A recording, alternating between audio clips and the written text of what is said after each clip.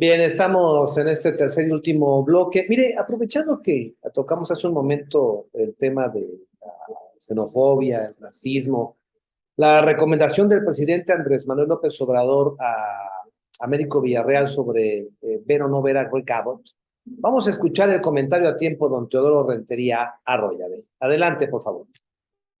Radio escuchas de la República desde Puebla, Puebla.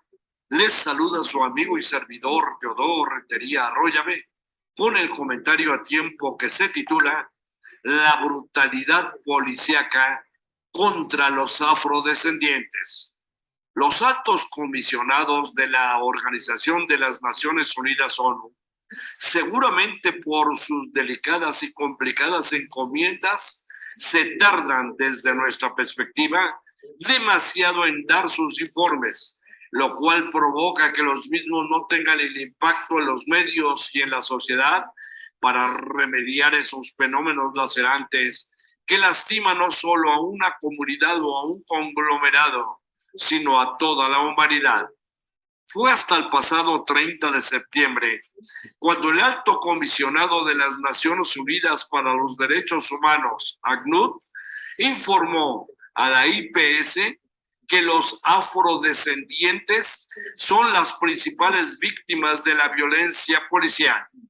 Debemos de recordar que Interpress Service es la agencia mundial de noticias que desde su creación está comprometida con el ejercicio del periodismo independiente y especializado en reportajes analíticos sobre procesos y acontecimientos económicos, políticos, sociales, artísticos y culturales. En dicho informe oficial, según lo difundió periodistasenespañol.com, en los países con más altos porcentajes de africanos y afrodescendientes en su población, las tasas de muertes de esas personas por parte de las fuerzas de seguridad son desproporcionadamente altas. A pesar del progreso gradual en el abordaje del racismo sistémico contra los afrodescendientes, el informe encuentra denuncias continuas de trato discriminatorio, uso excesivo de la fuerza y muertes de migrantes africanos por parte de las fuerzas del orden. Cuando están disponibles, los datos recientes, insistimos, demasiado tardíos, muestran tasas desproporcionadas de muertes de afrodescendientes por parte de las fuerzas del orden en diferentes países. A ello se agrega que también se registra una mayor falta de rendición de cuentas en casos que involucran a afrodescendientes o africanos en encuentros con funcionarios encargados de hacer cumplir la ley. Solo una fracción de los casos de muerte o lesiones de personas de ascendencia africana a manos de las fuerzas del orden fueron denunciados o atrajeron la atención del público o de los medios.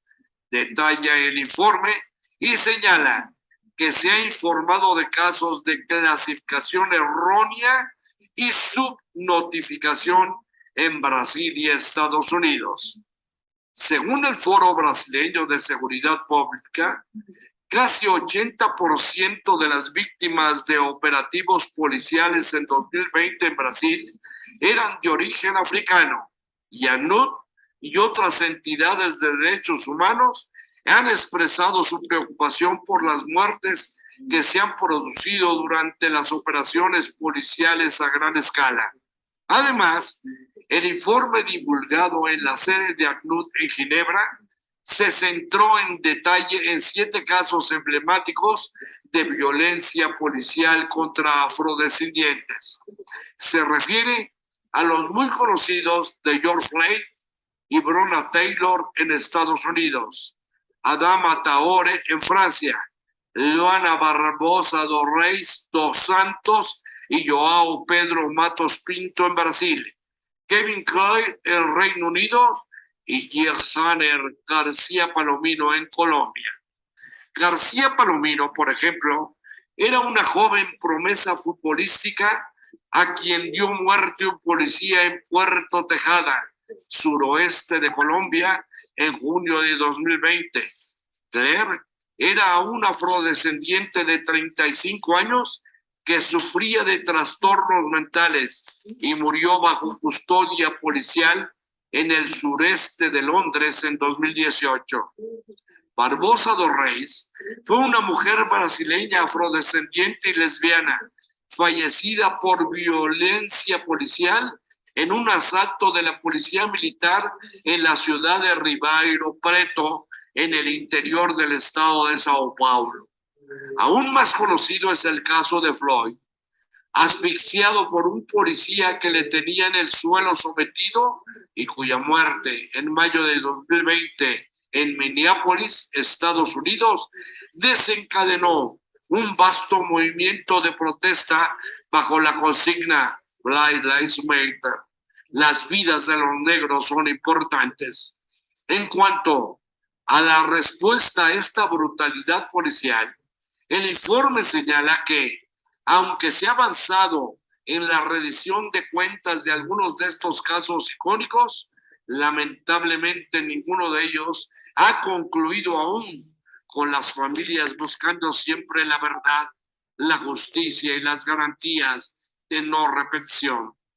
Tampoco se ha completado el enjuiciamiento y sanción de todos los responsables, y las familias afrodescendientes continúan denunciando los inmensos obstáculos y los prolongados procesos que enfrentan en su búsqueda de la verdad y la justicia por la muerte de sus seres queridos a manos de las fuerzas del orden.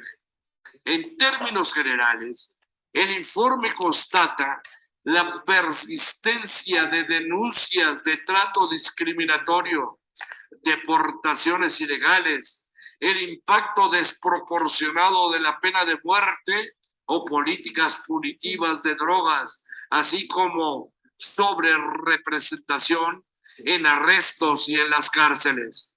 En efecto, el informe desnuda la brutalidad policíaca en convivencia con autoridades de procuración y administración de justicia. En una sola palabra, el racismo está prevaleciente en pleno siglo XXI. Hasta aquí el comentario a tiempo.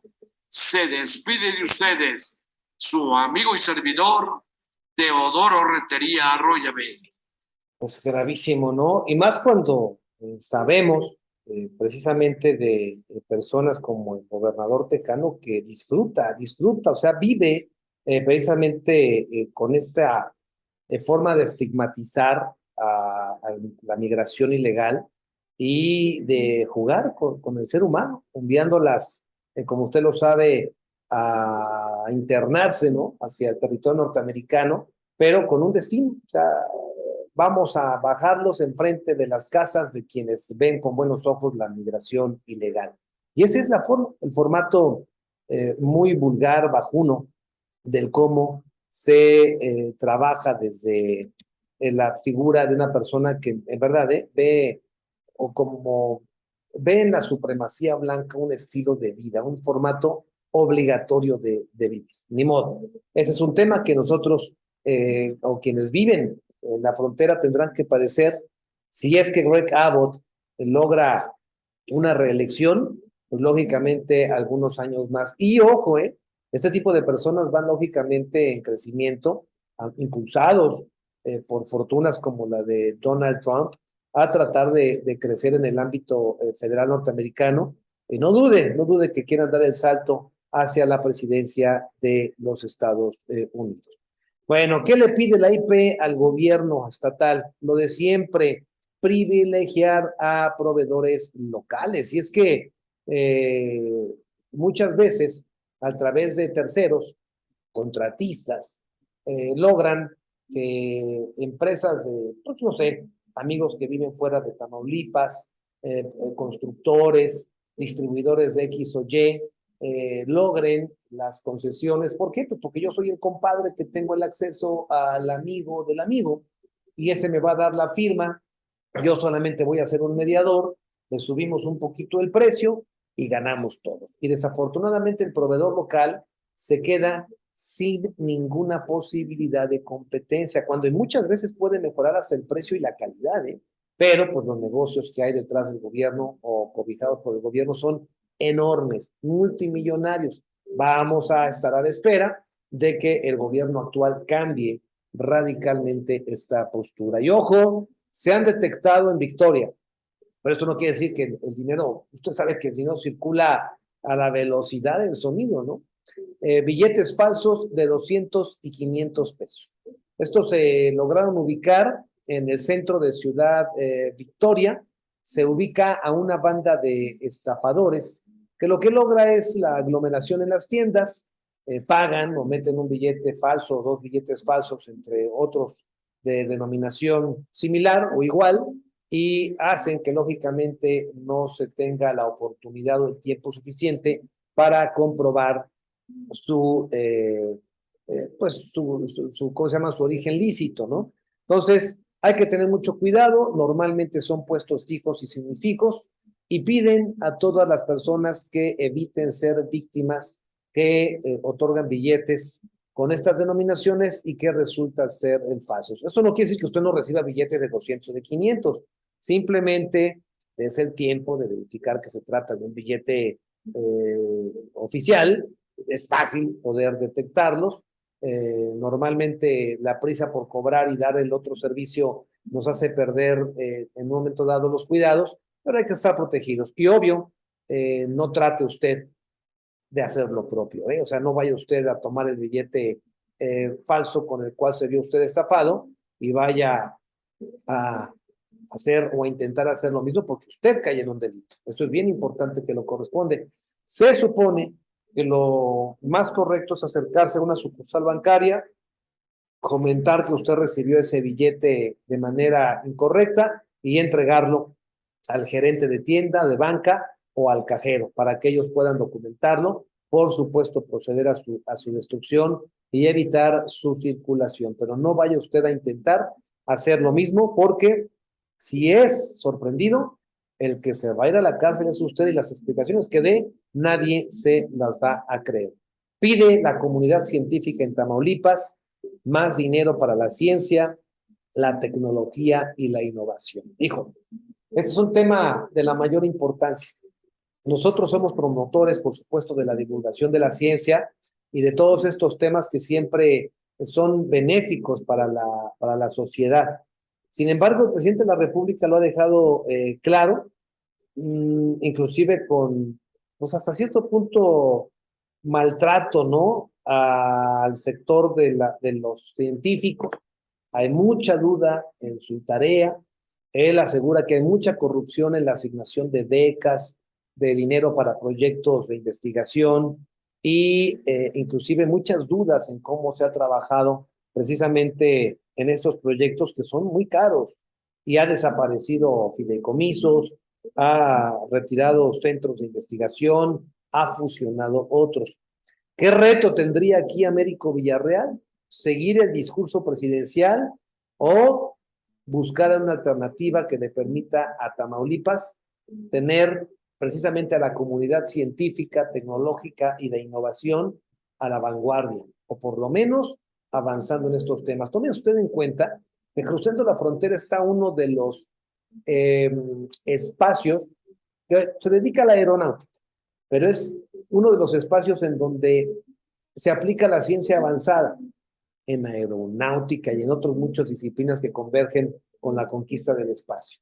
Entonces, pues, Tamaulipas debe apostarle a ello, creo yo, teniendo la oportunidad de que la mano de obra especializada sea contratada cruzando la frontera o desarrollar de este lado tal vez una mano de obra un poquito más barata o científicos que puedan aportar y sean pagados en dólares. Creo que un Estado con esta oportunidad no debiese soslayar esta gigantesca oportunidad.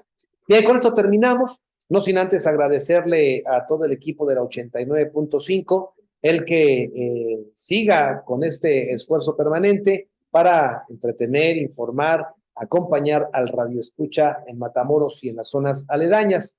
Y por supuesto, al Sindical Prensa, Amador González de la Cruz, y a Irradia Noticias Tamaulipas, con su servidor Teodoro Rentería Villa, quien le recuerda: el conocimiento de las noticias acerca a las personas y a los pueblos.